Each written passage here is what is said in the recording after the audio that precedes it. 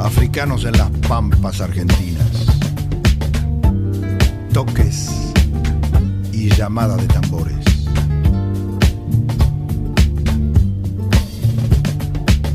Candombe, tango, un gaucho y una guitarra, la payada milonguera y el fantasma. Para nosotros es un orgullo tener a quien nos va a acompañar hoy. Como un orgullo presentar a todos los que vienen a disertar en estas tertulias de la COPI.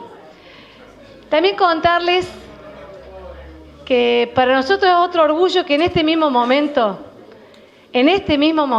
la cooperativa está haciendo 3 actividades. Aquí al lado, en la Casa de la Cultura, está la ronda de cuentos que se hace los tercer viernes de cada mes, que invito, tengamos chicos o no tengamos, vayamos a escuchar porque es maravilloso. Es un espacio de la cultura popular, del arte, de la sonrisa, de la alegría, que vale la pena disfrutarlos. A este mismo momento, en el piso de arriba, está, ¿cómo se llama la profesora? ¿Delegada? Se me fue el nombre ahora. Una delegada cooperativa docente jubilada de la Escuela Barnabé, se me fue el nombre. No.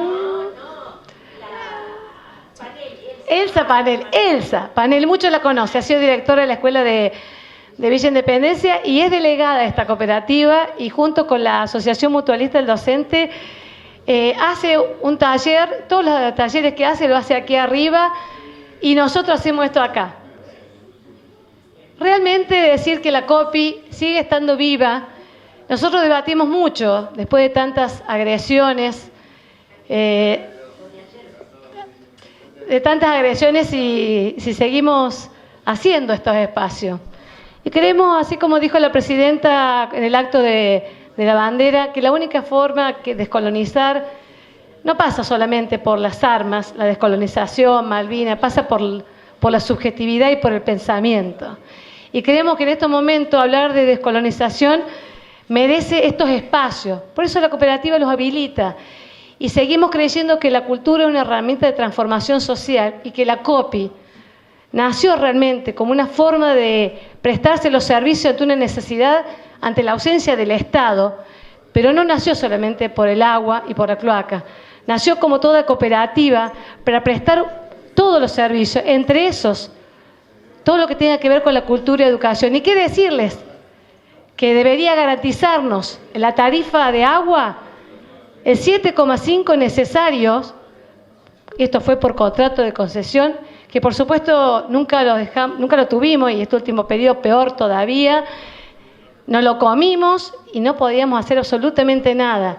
Lo que hay acá, y hay esfuerzo, lo que se puede sostener es con el esfuerzo de los trabajadores, con el esfuerzo del cuerpo de delegados y con el esfuerzo de los consejeros. Y les contaba que dijimos, ¿qué hacemos? Bajamos cultura. Quiero contarles que cultura en el presupuesto de la cooperativa ha sido el 0,66%. 0,66%, cuando deberíamos poder sacarlo 7,5%. Lamentablemente la municipalidad en el presupuesto de cultura tiene el 0,33%. 0,33%, se lo decíamos grande el otro día, cuando por carta orgánica tendría que tener el 1 como mínimo. Y dijimos, no muchachos, sigamos adelante, sigamos haciendo cultura, sigamos haciendo lo que me decía recién, me hacía acordar nuestra presidenta, acá mismo ayer hubo un taller de cooperativismo escolar. Estamos haciendo formación de formadores en cooperativismo escolar, con docentes de todo Punilla, con el Ministerio de Desarrollo Social y de Educación de la provincia y con la cooperativa. Es un orgullo tener este espacio abierto a la comunidad y la única forma es defendiéndolo. Y defendiéndolo no es bajarlo, es justamente ir por mejores y más condiciones para que podamos hacer algún día inclusive en este espacio el Centro Cultural de la Cooperación que albergue los espacios que esta ciudad y que los vecinos y los socios se merecen. Así que vamos a seguir y muchas gracias. Le voy a pedir a Mario que quién mejor para presentar al invitado de hoy, que es Mario, que es un compañero trabajador. Bueno, buenas noches a todos y todas. Y bueno, ya está acá Rafael Folonier, un compañerazo, amigo de la casa de la COPI, amigos, ya nos conocemos de hace mucho tiempo, y un militante de aquello, que está cumpliendo determinadas funciones que me han dado un papel de más de media carilla con los antecedentes. Con el rango de secretario de Estado de la Presidencia de la Nación, es coordinador general de la unidad de la Presidenta. Fue designado por la Presidenta Cristina Fernández de Kirchner el 10 de diciembre de 2007, ejerciendo a la fecha el mismo cargo. Fue secretario de Estado de Gobierno del presidente Néstor Kirchner. De 2004 hasta 2007 fue vicepresidente del Interior y ejerció el cargo de subsecretario de Provincias y Políticas Regionales y estuvo también simultáneamente al frente de la Secretaría de Municipios del Ministerio del Interior. En el 2005, en la Cumbre de las Américas en Mar del Plata, que fue en el mes de noviembre aquí en Argentina, participó activamente de las gestiones en contra de las intenciones de Estados Unidos de incorporar a Sudamérica al área del libre comercio de las Américas. Allí los presidentes del Mercosur, de Venezuela, rechazaron el ALCA y dieron nacimiento a la nueva época en el proceso de integración sudamericana. En julio del 2007 recibió condecoración de Estrella de Solidaridad Italiana con el grado de Commendatore, otorgada por el presidente de Italia, Giorgio Napolitano. A fines del 2007, Cristina Fernández de Kirchner lo designó en la Comisión de Argentina presidida por el doctor Kirchner por la Misión Internacional Humanitaria en Colombia para el caso de los rehenes en poder de la FARC. Desde el 2008 participó activamente en el proceso de construcción de la Unión de Naciones Sudamericana y acompañó la propuesta del presidente Rafael Correa de Ecuador para la candidatura del expresidente Néstor Kirchner como secretario general del UNASUR.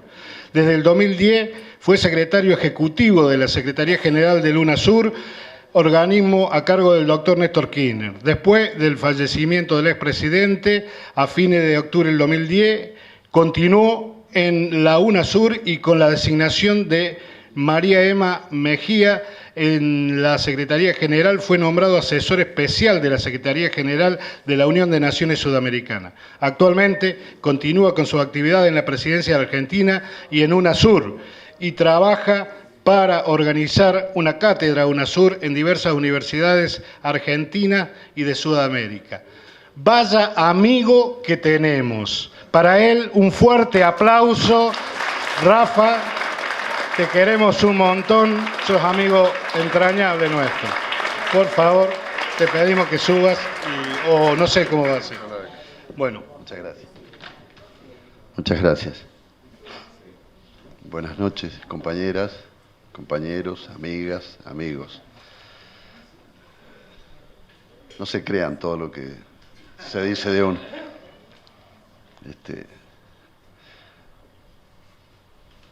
Mis hijos se asustan cuando entran en Google y miran lo que Google dice que pasa conmigo. Además, varias veces me han puesto en 3 lugares a la misma vez. Por ejemplo, ahora, la semana pasada, cuando el velorio de Rodolfo Matarolo, me vieron en el Líbano y en Santa Cruz de la Sierra el mismo día.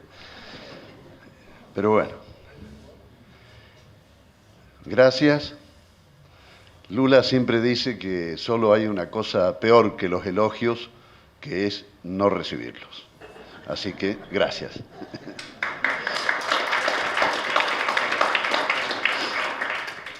Muchas gracias. Yo ya he estado otras veces con los amigos de la COPI durante este periodo democrático y con alguno de ellos me encontré en muchos lugares, en otros periodos no democráticos, no voy a decir dónde ni cuándo, para que no se sepa dónde estábamos, ni se calcule la edad. Pero a muchos de ellos los conozco más que de viejas amistades, de viejas complicidades y compañerismos. Yo aprendí de Kirchner, de Lula, que es mucho más importante ser compañeros que ser amigos.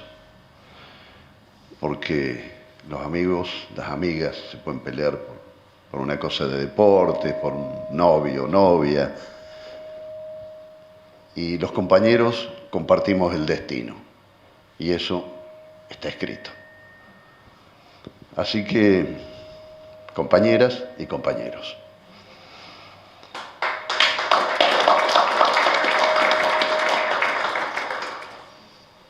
Yo también he sido testigo de todo el trabajo de estos tiempos de la COPI y, bueno, de muchos sinsabores y dificultades que han tenido y que tienen, que los que lo ocasionan a esos inconvenientes no tienen en cuenta que no están haciendo algo en contra de los dirigentes de la COPI, sino que están molestando a los ciudadanos, a los contribuyentes, a los habitantes de Carlos Paz. Pero bueno, siempre hay gente que parece que saca algún rédito de poner piedras en el camino a los que quieren hacer cosas. Siempre ha sido así. Así que es un honor, es un gusto estar aquí con los amigos de la COPI y con todos ustedes. Me han pedido que venga a contarles qué pasa, cómo está, qué se ha hecho, qué falta, qué no se va a poder hacer, qué deberíamos hacer en el espacio suramericano con respecto a la monumental tarea de la integración suramericana. Da para más de una charla nocturna como esta, porque es un asunto de muy larga data. En los últimos tiempos hay algunos apresurados, inexpertos, que sostienen que esto empezó recién, o sea, que empezó con ellos. Son los que siempre sostienen la teoría de que la función empieza cuando uno llega, y resulta que esta función de la integración suramericana es una función de muy larga data, de mucho tiempo. Yo no le voy a contar en escala uno en uno esto, porque, bueno, a criterio mío, esto empieza con nuestros subversivos originarios, con los compatriotas de la Via Yala, ¿no? De Condorcanqui, de Tupac Amaru, Tupac Katari, Bartolina Sisa, Micaela Bastidas, Gregoria Pasa, el cacique Lautaro. Ellos son los padres de esta idea de la integración en este espacio del sur del mundo. Ellos, a pesar de sus guerras, sus luchas, sus diferencias, pensaron, vieron, percibieron e hicieron mucho para que este territorio fuera una especie de gran nación de naciones. No lo pudieron hacer. Al principio, quizás, bueno, qué tiempos, ¿no? 500 años para atrás, no era fácil. Y luego el descubrimiento o el supuesto descubrimiento y el posterior genocidio establecido en estas tierras por algunos salvajes que integraban aquella avanzada de supuestos descubridores, que no era un descubrimiento, se habían encontrado con esta América del Sur. Pero los que nombré recién y muchos otros se ocuparon antes que nuestros patriotas del Bicentenario de luchar en contra de esa invasión, de ese yugo, de esa ignominia al que habían sido sometidos los pueblos originarios en aquellos tiempos tan lejanos y tan cercanos.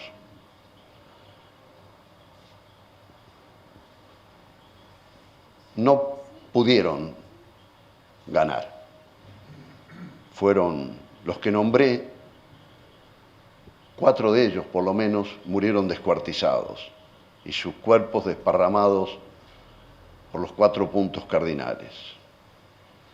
Las compañeras, antes de morir, fueron violadas, torturadas delante de sus hijos y sus maridos y sus compañeros. Así que no está mal pensar en esto y íntimamente rendir un homenaje silencioso. En los tiempos, yo no voy a pretender hacer un relato, porque vale la pena hacerlo, porque es bueno saber de dónde venimos, ¿no? Para saber dónde estamos y para saber a dónde podemos ir. Nuestros patriotas del Bicentenario hicieron una guerra que nos han mentido con que fue solo una guerra, con que fue solo una cuestión militar. Es mentira. La gesta de nuestros patriotas de hace 200 años fue una gesta, una épica civilizatoria. Los ejércitos que se encontraron en los campos de batalla, el nuestro, nuestra armada suramericana, peleaba con ideas nuevas, nuevísimas, novedosas, modernas para esos tiempos. Hoy estarían 10 pasos delante nuestro, cualquiera de aquellos. Y fue eso, porque se enfrentaban ideas absolutamente, diametralmente opuestas. Los otros querían mantener un orden colonial de esclavitud sobre estas tierras para llevarse todo. Además, matando, asesinando. Quedan vestigios de esto por todos lados. Hay muchos lugares en Europa donde se ve la sangre y la riqueza robada de nosotros, de esta América del Sur. Y es civilizatoria por esto, porque las ideas que se enfrentaban indicaban que nuestros patriotas pensaban en otra forma de civilización, no la que existía. Era cambiar no solo de gobierno o de dirigentes, era cambiar el orden civilizatorio que se había impuesto sobre estas tierras pobladas de nuestros pueblos originarios y luego de nuestros mestizos, nuestros criollos, nuestros negros, nuestros mulatos, nuestros compatriotas afrodescendientes, los criollos, esta mezcla fantástica. Después seguimos con este crisol y somos lo que somos nosotros, ¿no? Esta mezcla, esto que somos los suramericanos. Es una nacionalidad la suramericana. Se ha convertido en eso, en una ciudadanía implícita, aunque no querramos reconocerlo, aunque no lo sepamos, somos suramericanos. Particularmente para los que no nos quieren. Yo me acuerdo en los tiempos del exilio, éramos los sudacas. Los sudacas.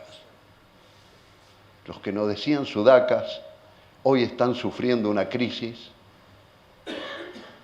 y muchos de ellos, abuelos nuestros también, o bisabuelos, que estuvieron por aquí, los bisnietos que tuvieron cuando se volvieron, están viniendo acá, porque acá hay laburo y se puede vivir. Y en Europa pasa otra cosa. Estas cosas pasaron, disculpe que mezcle los tiempos, pero no está mal para saber lo que pasó y lo que pasa, con actores similares.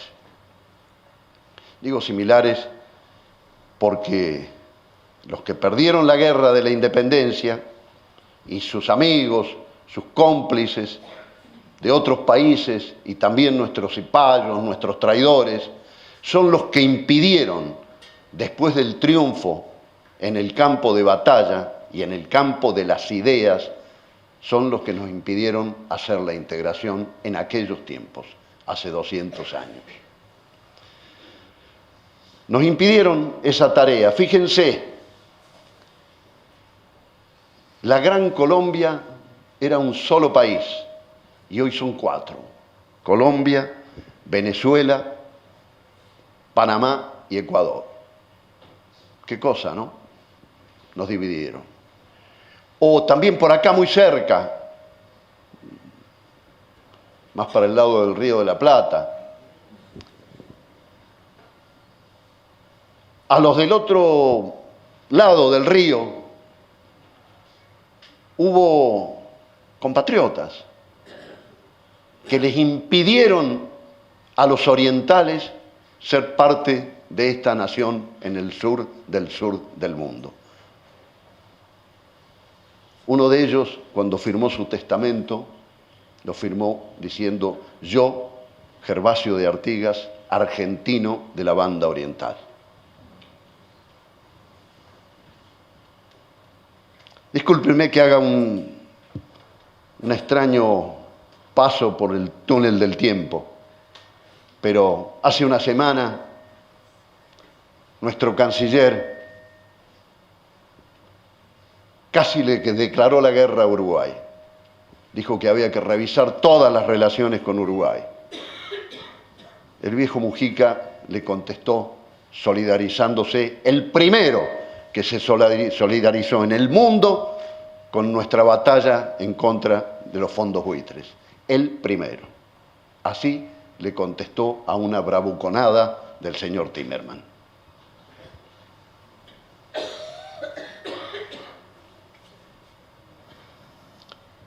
Estas cosas que ocurrieron antes han marcado para siempre el proceso de integración. ¿Cómo no van a marcarlo además? Estas cosas que estamos diciendo son tan poderosas, tan únicas. ¿Cómo uno no se va a sentir cercano de la lucha de aquellos jefes de los pueblos originarios o de la lucha de nuestros comandantes en la guerra de la independencia? ¿Cómo no vamos a pensar alguna vez que nuestros hijos o nuestros hermanos o nosotros mismos pudiéramos ser como ellos? Pero bueno, pasó esto, no pudimos hacer la integración. Intereses de distinto tipo, no solamente los que mencioné, sino otros comerciales, financieros, intervención de otras naciones, ¿no? De España, de Portugal, de Gran Bretaña, de Holanda, de todos los países que tenían intereses coloniales sobre este territorio de la América del Sur. Yo me refiero, ustedes se preguntarán por qué no a América Latina y por qué me refiero a la América del Sur. Primero, porque es el espacio donde me ha tocado trabajar en estos últimos 10 años, con esta etapa democrática, aunque ya antes, hace 40, también estuve en otros tipos de organizaciones trabajando también en esta misma causa. Estas cosas que han pasado son únicas, son irrepetibles, pero fíjense qué cosa. En estos últimos 15 años, 12, 15, 10, se puede tomar un tiempo así, se ha producido una coincidencia de pueblos y de gobiernos. Cristina tiene una frase ajustada a esto. Los gobiernos se van pareciendo cada vez más a sus pueblos, ha dicho Cristina. Y es verdad. Es verdad.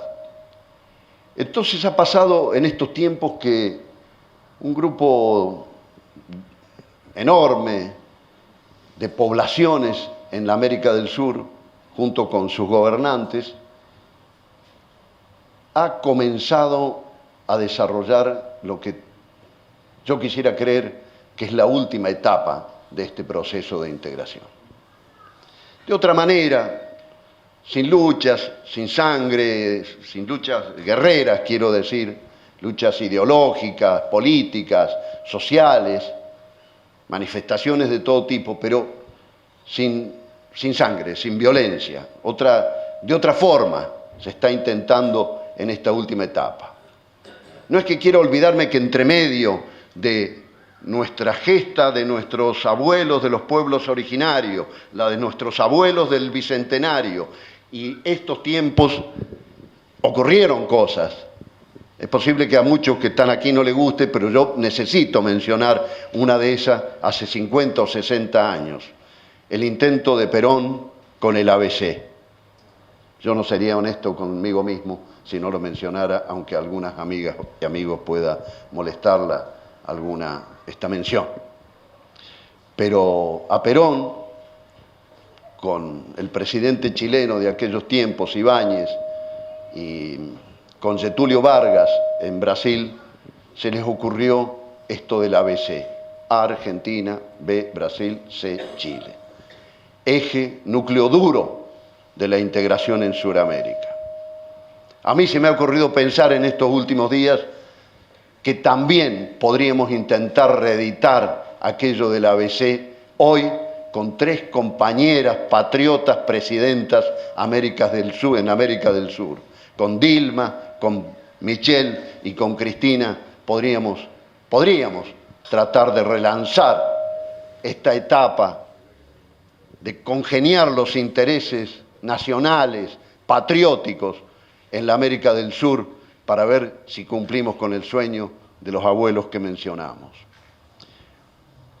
Sé que a algunas de ellas esta idea les ha gustado. Ojalá se pueda hacer algo simbólico, aunque sea con esto. No estaría mal que las compañeras pudieran hacer, como muchas veces ocurre, lo que no pueden hacer los hombres. ¿Qué estamos haciendo en estos tiempos? ¿Qué pasa? ¿Por qué ha sido posible este acercamiento entre las naciones suramericanas en estos tiempos? Además, ¿qué pasó? Que fueron los pueblos, organizaciones de base, las que primero empezaron con este laburo en esta última etapa. Después se incorporaron los gobiernos. Ha habido una coincidencia. ¿Qué ha pasado? Había un llamado de la historia. No sé qué ha pasado. No es lo mío, la psicología política. No sé qué ha ocurrido. No sé qué es lo que ha pasado con precisión.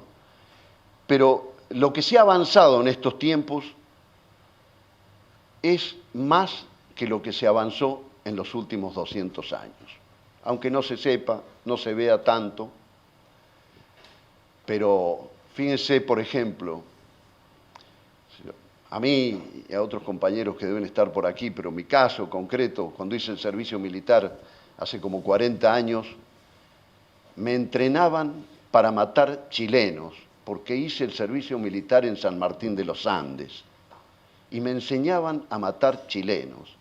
Y a un hermano mío desaparecido, compañero del Colo Caplán, lo hizo en el norte y le enseñaban a matar brasileños y paraguayos.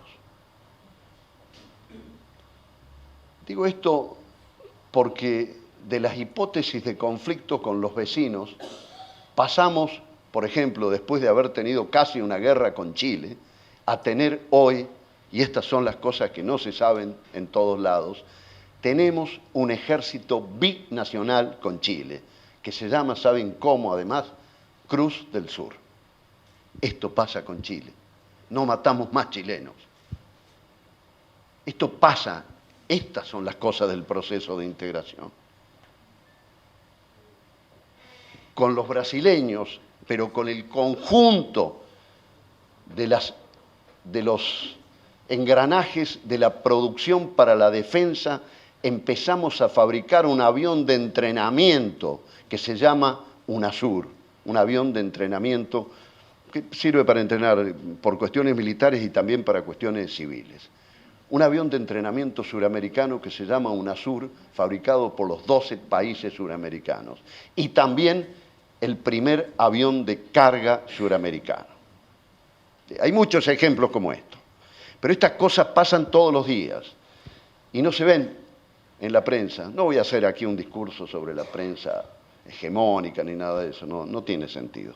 Pero no aparecen estas cosas. Estamos, por ejemplo, tenemos en funcionamiento por primera vez en 200 años un Consejo de Defensa y Seguridad Suramericano, en el marco de la UNASUR, de la Unión de Naciones Suramericanas. Un Consejo de Defensa Suramericano. ¿Saben qué? Es la primera vez en 200 años que tenemos un organismo de defensa suramericano donde no hay ni españoles, ni portugueses, ni británicos, ni franceses, ni holandeses, ni norteamericanos. Esta vez nos arreglamos solos, los suramericanos, para arreglar nuestros problemas de defensa y de seguridad continental. Continental, yo creo que esto es un continente, es mentira que sea un subcontinente la América del Sur. Es un continente, es una unidad territorial la América del Sur. Además es la unidad territorial más grande del planeta. La segunda es la Federación Rusa, porque África o los continentes no son unidades territoriales. La unidad territorial tiene otras cosas, tiene un espacio físico, pero tiene que haber algo que una a ese espacio físico. Nosotros nos unen culturas similares en la América del Sur. Además, no es poca cosa, hasta la forma de nuestro mapa es la forma de un continente, desde Panamá para abajo. Pero nuestras culturas similares, con los únicos que no tenemos un mismo idioma, nos entendemos sin traductores, que son nuestros vecinos brasileños. Dos países que integran Suramérica y que nunca en los últimos tiempos miraron para el sur, siempre miraron al Caribe y estuvieron más vinculados con los países del Caribe que tienen que ver con la Commonwealth, con Gran Bretaña, que son las Guyanas, la Guyana y Surinam, que hablan otros idiomas, en uno inglés y en el otro holandés, están estudiando español. En las escuelas se va a poner obligatorio el idioma español, porque esos dos países, que son suramericanos por su territorialidad, no habían mirado en los últimos tiempos hacia el sur, miraban hacia otro lado. Eran parte de la frontera sur de Estados Unidos. Se las ganamos. Son nuestra frontera sur de Suramérica, no de Estados Unidos. Esto pasa, son cosas pequeñas, ya sé. Ustedes dirán que tendrían que pasar cosas que impacten sobre la vida de los ciudadanos. Yo creo que las cosas que tienen que ver con agrandar la patria, acrecentar la soberanía, experimentar nuevas formas de democracia, aunque nos equivoquemos, también tiene que ver con la felicidad del pueblo, con la mejor calidad de vida de nosotros como ciudadanos suramericanos. Pero hay otras cosas que sí que estamos haciendo que tienen que ver con cosas prácticas. Nuestro Consejo de Infraestructura y Planeamiento, que es el que se vincula con la cuestión de la obra pública en Suramérica, los consejos son los ministerios de la UNASUR, que en este organismo, en este Consejo de Infraestructura y Planeamiento, se ha desarrollado el estudio de un plan de obras que tiene 500 obras esenciales para la integración suramericana y para la conexión de Sudamérica con el mundo que viene, con el que tenemos y con el que viene. 500 obras. ¿Saben con qué característica? Las 500 tienen la firma de los jefes y jefas de Estado de los 12 países suramericanos. Aunque no impacten sobre el país que firma, los presidentes han interpretado que sí impactan porque tienen que ver con la integración de la América del Sur. Y cualquier cosa que pase en este sentido impacta directamente en nuestras vidas. No es como antes, que todo estaba lejano. Hoy está más cercano todo. Estas obras, 500 en total, que si se hicieran ahora significarían un monto por lo menos de 500.000 millones de dólares.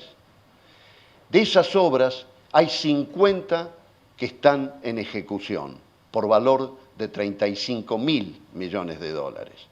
O sea, un poco más de este pago que se ha hecho a los fondos buitres, digamos, que se tiene que hacer, un poco más, que son 1.000 y pico de millones. Estamos hablando de 35.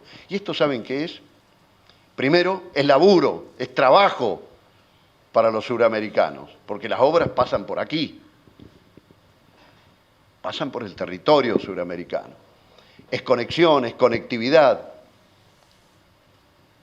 Lula sostiene que cuanto más puentes tengamos, más caminos tengamos, más aeropuertos, más escuelas, más construcciones en la zona de fronteras tengamos, más suramericanos vamos a ser, más integración vamos a tener, que la integración no es una entelequia, no es una discusión de intelectuales, no es solo un laburo de intelectuales, es un ejercicio práctico de todos los días y de las pequeñas cosas. Estas no son cosas que... Yo soy una especie de Salieri de Lula, de Kirchner, le robo, en vez de canciones a Charlie, le robo palabras a ellos, ideas a ellos. Esto es lo que le estoy contando.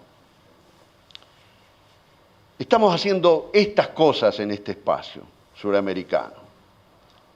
Ahora, además del olfato, de mirarnos, de las cosas que nos atraen entre nosotros mismos, ¿qué otra cosa hay? Alí Rodríguez, el secretario general de la UNASUR, un viejo compañero, militante de 40, 50 años, fue el primer hombre de izquierda que se adhirió a Chávez, dice que lo dice de esta manera, dice que no somos en la América del Sur un centro tecnológico internacional, que no somos un centro financiero internacional, que no somos un centro científico tecnológico, que no tenemos un eje militar de poder en la América del Sur. ¿Qué tenemos? ¿Cuál es nuestro valor propio para nosotros y para afuera? Son los recursos naturales. Recursos cuantiosos aquí y escasos en otros lugares. Después vamos a ver por qué esto. Pero fíjense, esto parece de manual de escuela de primaria, pero bueno, vale la pena decirlo, para tenerlo claro. Somos la primera reserva de agua del planeta, de agua potable, dulce, sin cuantificar ni saber qué podríamos hacer con el agua de la Antártida, que es suramericana, quiero recordarles, no británica. El agua dulce de la Antártida, a esa me refiero. Sin esa, somos la primera reserva de agua del planeta. Somos, con la cuantificación que hay del crudo, del pesado del Orinoco, la faja del Orinoco en Venezuela y el yacimiento del presal en el mar continental brasileño, con cualquiera de esas dos reservas, la venezolana o la brasileña, somos la primera reserva de hidrocarburos del mundo. Cualquiera de estas dos zonas de reservas de energía son mucho más que lo que hay en todos los países árabes juntos. O sea, agua, energía, digamos, hidrocarburos, pero otras formas de energía también, solar, eólica, nuestras posibilidades de desarrollar la energía nuclear, nuestras posibilidades de fabricación de combustibles verdes, o sea, energía en todas sus formas. Somos la primera reserva de esto en el planeta. Pero no solo esto, de los minerales estratégicos, los más fundamentales están aquí. Por ejemplo, cobre y litio. El litio, ustedes lo saben, toda la máquina de fotos seguramente es digital, tiene batería pequeñita de litio, seguramente. Nuestros teléfonos. Hace unos días se probó en Chile un bus, un colectivo con batería de litio. El 96% del litio del mundo está entre Bolivia, Chile y la Argentina. Digresión, breve anécdota. Tuve la suerte de estar en una reunión con Evo cuando 4 personas de Europa vinieron a reunirse con él. Uno representaba a Renault, otro a Peugeot, otro a Citroën y el cuarto era un hombre del gobierno francés que es el gobierno francés participa en la industria automotriz. Después nos venden a nosotros que hay que ser liberales, que hay que privatizar todo, pero en Francia el Estado francés es propietario de una cuarta parte del complejo automotriz francés. Son los que más desarrollado tienen la cosa del automóvil eléctrico, los franceses, porque el otro complejo, el de Detroit, no quiere saber nada con el auto eléctrico. Por eso seguimos con coches con combustible como los que usamos. Estos tipos vinieron a reunirse con Evo y vinieron, ¿saben a qué? A comprarle el litio a Evo, todo el litio. Y Evo se paró para terminar la reunión y le dijo, esta vez no, simplemente eso. Hace 500 años, sí, pasó esto, se llevaron casi todo. Esta vez no, les dijo Evo. Esta vez si quieren hacer algo con el litio, lo hacemos aquí. Y ahí están tratando de firmar algunos. Sí, ¿qué quería, compañero? Es que yo tengo una pregunta, una duda con respecto a las riquezas naturales que tenemos mineras. ¿Por qué todavía dejamos a empresas extranjeras extraer todo eso? ¿Usted me puede dar una... Si usted me deja terminar, después charlamos de todo eso. Sí, cómo no, pero está en la línea de lo que estoy diciendo. Si Evo se para decirle, no me jodan más, es porque hay algo nuevo, compañera. Algo nuevo pasa, tenga fe. Bueno, esto pasó. Y bueno, andan ahí discutiendo convenios a ver cómo se puede hacer. Pero hay una nueva mirada sobre esto. Agua, energía, minerales estratégicos, alimentos. Esta América del Sur también es la primera región potencialmente más poderosa para la producción de alimentos. Ya es, pero nuestra posibilidad próxima es mucho más grande que la que tenemos ahora. Alimentos. Y después hay otras cuestiones, como, fíjense, no son recursos naturales, pero los hemos transformado en naturales. Nuestras democracias son un recurso natural ahora, no eran hace 30 o 40 años. Se acabó ese ciclo de que las democracias eran cosa de un ratito. Hemos ganado la democracia. Eso es otro bien que tenemos aquí. Después vamos a hablar de la democracia también. Pero además, en estos últimos 10 años hubo 3 regiones del mundo que hicieron crecer más sus economías. China, la India y Suramérica. con una diferencia.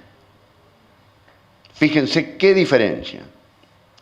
Aquí, en Sudamérica, crecimos nuestra economía en democracia en los últimos 10 años y con mejor distribución. ¿Saben por qué? Porque en la India, que es el otro país donde creció la economía, hay castas todavía. Ni hablemos entonces de mejor distribución. Hay castas todavía.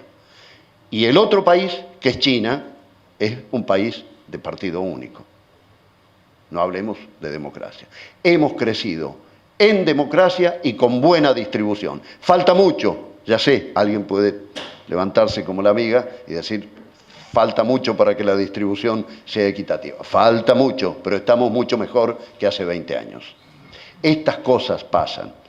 Agua, energía, minerales estratégicos, crecimiento en democracia, paz. Lo último es paz. América del Sur es el único territorio del mundo que tiene paz adentro y no tiene guerras con nadie. Hay otros territorios que tienen paz interior. Uno de ellos, la América del Norte, por ejemplo, tiene paz adentro, pero ha sido la responsable, necesaria, participante de todas las últimas guerras en los últimos años en todo el mundo, en cualquier lugar del mundo, cercano o lejano para los de Estados Unidos. Y además, todas esas guerras han sido por los recursos naturales, sino que alguien se pare y me diga, ¿dónde estaban las armas de destrucción masiva en Irak? ¿Dónde estaban los bombardeos a civiles en Libia? Y quiero que me digan, ¿dónde está ahora el petróleo de Irak y dónde está el agua y el petróleo de Libia? ¿Saben dónde está? En manos de consorcios norteamericanos. Esto pasa. Esta idea que tenemos nosotros en la UNASUR de que nuestro poderío, además de nuestra cultura, nuestros pueblos cultos, luchadores, tenaces, esta cuestión de los recursos naturales y la soberanía, amiga, sobre los recursos naturales es nuestro principal recurso de poder en el mundo. Este es nuestro eje. Los demás que no tienen estas cosas miran esto con ambiciones naturales a veces y demasiado ambiciosas en otros casos. Yo he mencionado lo del Consejo de Defensa y Seguridad suramericano. No lo hemos hecho para pensar en la guerra, para defender nuestros recursos. Lo estamos haciendo desde otro punto de vista. Primero, la defensa de los recursos no es solo una cuestión militar, es una cuestión civil, es una cuestión de civilización. Proteger nuestros recursos. Para nosotros, para los 500 millones de suramericanos que vamos a ser en los próximos años, los 500 millones de compatriotas suramericanos, o si ustedes quieren, 750 millones de compatriotas latinoamericanos. Todos esos recursos son para cuidarlos, protegerlos y aprovecharlos. Es lo otro que hay que decir. Porque los recursos, hay algunas teorías conservacionistas que dicen que no hay que tocar nada. ¿Y de qué vive esta humanidad? ¿De qué vivimos los suramericanos? Y hay que pensar en esto otro. ¿Cómo hacemos pero para que los pícaros que no tienen esto vengan por nosotros? El criterio es este, la unidad suramericana. Es imposible poner fuerza, oponerse como un país solo en este mundo de bloques tan poderosos. Han pasado cosas importantísimas. Fíjense, hace un tiempo,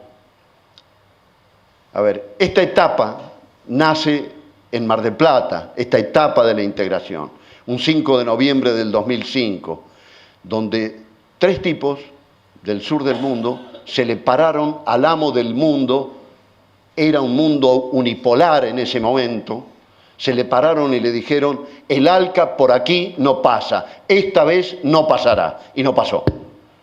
Esos tipos eran Lula, Chávez y Kirchner. Y un cuarto que hay que mencionarlo, Nicanor Duarte Fruto, presidente de Paraguay.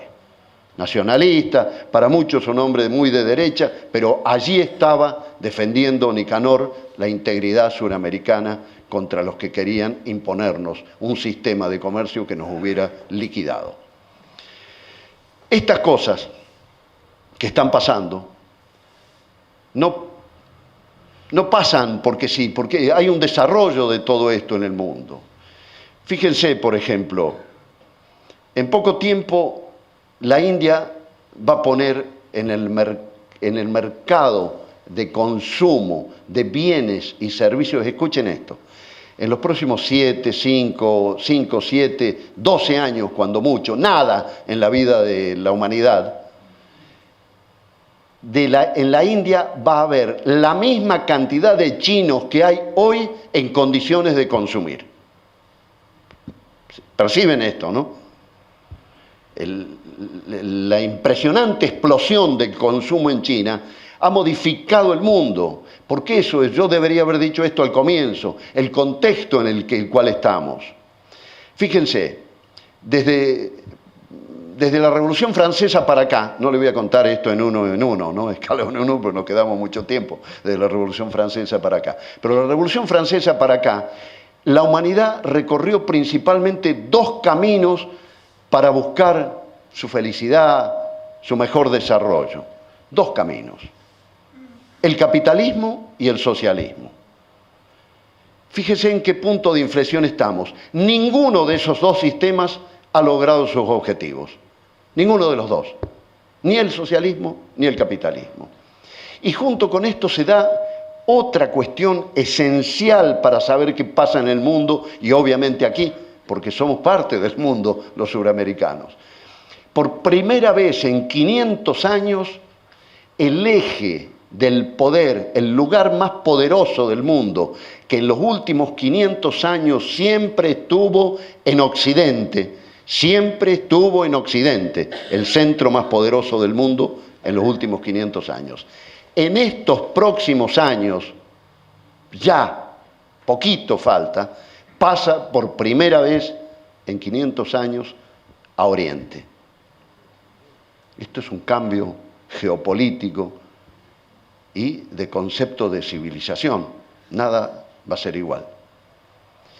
Ese eje de poder, China, más aún Asia, próximamente tiene, obviamente, más habitantes, más PBI, más recursos financieros y más inversión militar que toda Europa y América del Norte juntas. En esos dos países de Asia, principalmente China y al lado la India. Esto ocurre.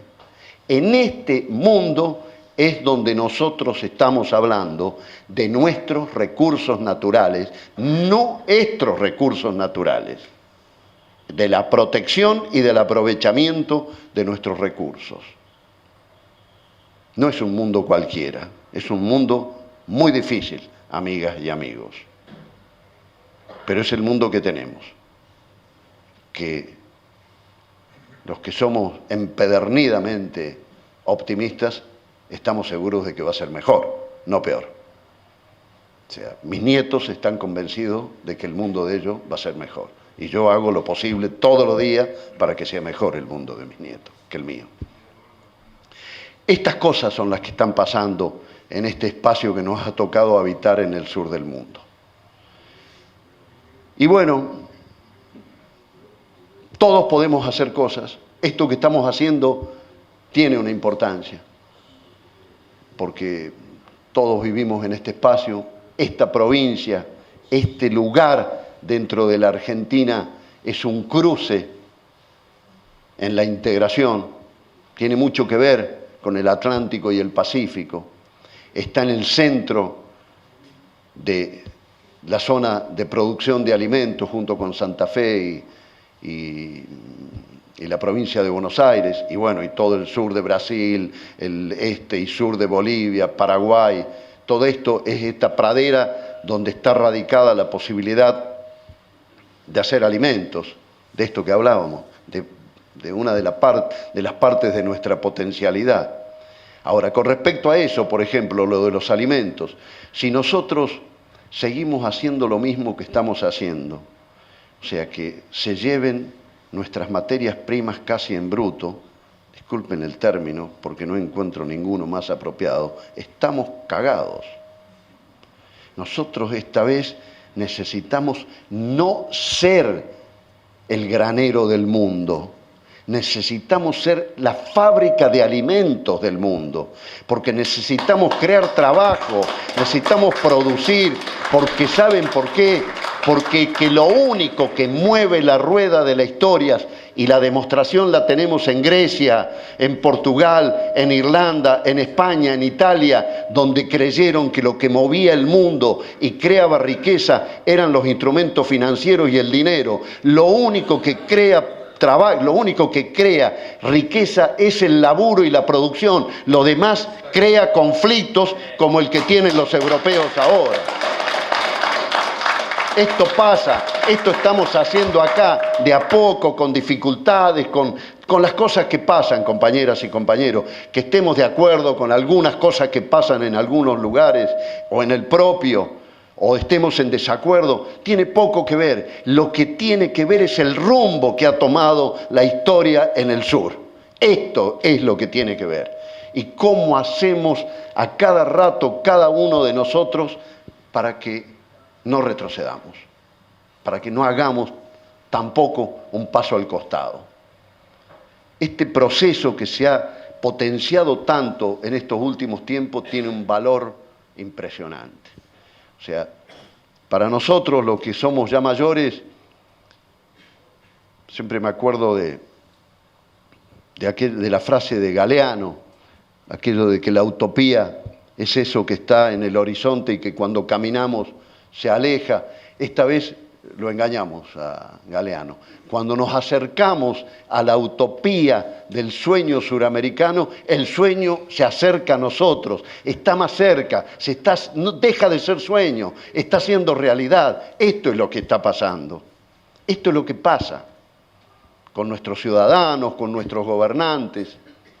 Pueden cometer errores, son de carne y hueso, pasan cosas que no nos gustan, pero el rumbo que hay es este. Hemos reeditado la etapa patriótica, esta recuperación que hay. Fíjense ustedes, hace un tiempo, hace 10, 12 años, 15, ¿quién hablaba de patria? ¿Quién hablaba de patria suramericana? Era Nabo el que hablaba de esto. Nadie hablaba de esto. Era medio pavote el que mencionaba la palabra patria. Hoy no. Hoy hay patriotismo en la América del Sur. Estas cosas, no, a veces se interpreta lo del patriotismo como una acción heroica. ¿Sí? No, las acciones heroicas son las que hacemos hoy todos los días, laburando, estudiando. Estas son las cosas que tienen valor en este momento. Investigando, nuestros científicos, nuestros intelectuales. Lula y Cristina Lula dice que nuestros intelectuales tienen que ayudarnos a crear la doctrina de la integración. Cristina usa otra frase, dice que tenemos que debatir el consenso del sur para nosotros y para el mundo. Estas cosas nuevas que pasan acá no pasan en otros lados, amigas y amigos. Los amigos, los camaradas, los compañeros europeos vienen y dicen, che, qué quilombo, qué es esto, qué es esta democracia de ustedes, qué desorden. ¿Y saben lo que pasa? Nosotros nos hemos alejado de esas lejanas democracia griega, la democracia suiza, la democracia nórdica, que parecían maravillosas. A lo mejor lo fueron, pero nosotros estamos haciendo otra forma de democracia. A veces parece que hay hasta sobredosis de democracia en la América del Sur. Fíjense, Chávez tuvo 19 elecciones. Lo acusaban de trampas, de que no sé de cuántas. 19, perdió una. Hay un proceso de construcción democrática distinto en estos tiempos. No perfecto, perfectible. ¿Por qué los europeos se asustan con este desorden, las manifestaciones? Porque estas democracias que tenemos en la América del Sur, no me refiero solo a la nuestra acá, son tumultuosas, pero ¿saben por qué son quilomberas, como dicen algunos, porque están vivas, porque dentro de esta democracia hay pueblo, está el pueblo haciendo otro tipo de democracia, que no es tirar por la ventana la democracia representativa, pero tiene connotaciones de otro tipo de democracia, la democracia participativa. No sé cómo termina esto, no sé cómo sigue, pero esto pasa en Ecuador, en Bolivia. El proceso, sin ninguna duda, más radical, más auténtico, más impresionante, más fuerte, es el de Bolivia, en este espacio de la América del Sur. Sin ninguna duda. Evo, en una reunión de la UNASUR, pedía la palabra la primera vez que fue, no sé si lo anotaron o no lo anotaron, pero y hasta que se enojó, porque no le daban la palabra, se enojó y se paró y empezó a hablar. Dice, esta vez me van a escuchar, hace 500 años que no hablamos. Y habló. Estas cosas están pasando. Yo no sé si son suficientes o no, pero son importantes. Así que, desordenadamente, esto es lo que yo quería contarle, una visión de primera mano. Yo he tenido la suerte, mis hijos dicen que parezco Forrest Gump. Pero bueno, he tenido la enorme suerte de antes y ahora en estos tiempos, esta segunda oportunidad en mi vida, de estar dentro de este proceso, de conocer a estos protagonistas, de ayudarlos, de colaborar con ellos. Es fantástico lo que está pasando. Ojalá no se pare, ojalá podamos seguir. Ha ocurrido también otra cosa importante. Nos acusaban hace 8 o 10 años, cuando empezamos con esto, de ser una banda ideológica que venía a apoderarse del espacio suramericano con oscuras intenciones. Claro, parecíamos zurditos, irreverentes. Ocurrieron varias cosas. Por ejemplo, que en Chile no ganara un zurdito las elecciones, la ganara Sebastián Piñera. Y muchos dijeron, uy, cagó esta cosa de la integración, se va al diablo. ¿Saben qué? Piñera nunca puso una piedra en el proceso de integración, jamás. Porque lo que descubrimos con Piñera, con Santos en Colombia, con Alan García en Perú, que se podían hacer estas cosas de la integración con las disidencias sobre la mesa y que el proceso de integración es un proceso de la diversidad. Somos diversos, somos distintos, pero somos suramericanos. Y la aceptación del otro distinto es lo que nos permitió en estos últimos 10 años avanzar en estas cosas que yo les he contado en forma práctica y algunas como anécdota. Esto nos ha permitido, por ejemplo, cuando hicimos la UNASUR, todos los organismos internacionales tienen una carta de reafirmación democrática. Nosotros cuando fundamos la UNASUR nos olvidamos de ese protocolo y algunos lo reclamaban. Cuando fuimos por primera vez a verlo a Piñera, al cual no conocíamos con Kirchner como secretario de la UNASUR, fuimos a una reunión protocolar de 15 minutos, terminamos 3 horas, vimos un partido del Mundial de Fútbol el año 2010, Uruguay con Holanda creo que era, y comimos con él, y en el medio de la comida Piñera sacó el tema de que a la UNASUR le faltaba la Carta Democrática. Y Kirchner le dice, hagamos un borrador. Y Piñera escribió el borrador del protocolo de defensa de la democracia en la América del Sur. Protocolo que nos permitió, cuando Santos, el presidente de Colombia, lo vino a buscar a Kirchner aquí, antes de ser electo, con la seguridad de que iba a ser electo y de que iba a ser presidente, para que le ayudáramos a que no hubiera guerra entre Colombia y Venezuela. Ese protocolo de defensa de la democracia fue utilizado como parámetro para la discusión de la recuperación de la paz, la firma de la paz entre Colombia y Venezuela, que ustedes recordarán, año 2010 estuvimos al borde de la guerra entre Colombia y Venezuela. Estas cosas pasan en este mundo nuevo en el sur del mundo. Así que ahí estamos. Yo creo que falta muchísimo por hacer y me alegra que haya compañeros jóvenes por aquí que están haciéndose cargo ya. Les queda mucho laburo, muchísimo trabajo, pero el rumbo, lo que está pasando es sumamente alentador.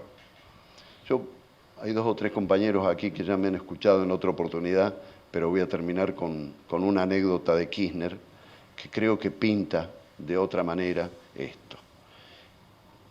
Kirchner era un tipo coleccionista de hechos históricos para sus discursos y le buscaba una forma de aplicarlos a la actualidad. Siempre que íbamos de gira, Néstor se reunía con los presidentes, con los funcionarios, con la gente de las empresas, de los intelectuales, la cultura, etcétera, etcétera. Pero la única reunión que no faltaba nunca era una reunión con jóvenes. Y usaba estas cosas de la historia traídas a la actualidad. Una de ellas la inauguró en el Petare, en un barrio enorme de Caracas, que es una ciudad de 1 millón de personas, donde hay 800.000 habitantes que son de Latinoamérica, entre ellos la mitad de colombianos expulsados de Colombia por los narcos, por las guerrillas, por la fuerza de ataque de la derecha. Un barrio impresionante, Latinoamérica condensada allí. Fuimos a un acto allí. Y Néstor le dijo a los jóvenes que él creía que el proceso de integración de América del Sur tenía que tener su batalla de Ayacucho, la segunda batalla de Ayacucho. La primera batalla de Ayacucho fue la que selló la libertad del continente suramericano. Un enfrentamiento donde estaban estos 2 ejércitos que representaban distintas formas de civilización, pero allí había una batalla con las armas, donde estábamos en absoluta inferioridad de condiciones, 5.000 y pico contra más de 10.000. El ejército nuestros patriotas tenían una pieza de artillería y los otros 15 o 20. Y aquella armada era la armada suramericana, el ejército del sur de San Martín, con blandengues, araucanos, guaraníes, blandengues uruguayos, nuestros granaderos, compatriotas de Bolivia, de lo que es Bolivia hoy, todo el ejército del norte que San Martín lleva hasta Ecuador y hasta Perú. Y Bolívar había traído su ejército del norte y estaba conformada esta armada suramericana donde, entre otras cosas, también había negros de Haití, que era la primera nación libre de la América Latina. La consigna que Bolívar le entregó a ese ejército, el ejército suramericano, les dijo: soldados, para ustedes y para nosotros la patria es América. Y le entregó el mando a un joven, un tipo de 25, 26 años, no está claro su edad. El mariscal, fue mariscal después, José Antonio de Sucre. Chico, un joven. Y cuando forman el ejército, nuestro ejército libertador, frente al otro, en los llanos de Ayacucho, fíjense qué cosa, la Pampa de Quinua se llama ese lugar, fue donde un conquistador asesinó en masa a 5.000 compatriotas de los pueblos originarios en Perú. 5.000. En las pampas, en los llanos de Ayacucho. Ahí, tiempo después, se plantaba esta batalla única, singular, definitiva para la vida suramericana. Sucre le ordena a uno de sus generales, José María de Córdoba, que inicie el combate. Y este tipo, José María de Córdoba, que tenía 1 año más que Sucre, se baja del caballo, lo mata y le dice a su tropa que lo hace para no tener en qué huir, en qué retroceder, en qué retirarse. Y les dice: de frente, armas a discreción y paso de vencedores. Y Kirchner le contaba esta anécdota a los chicos y le decía lo mismo: de frente, democracia a discreción y paso de vencedores. Muchas gracias.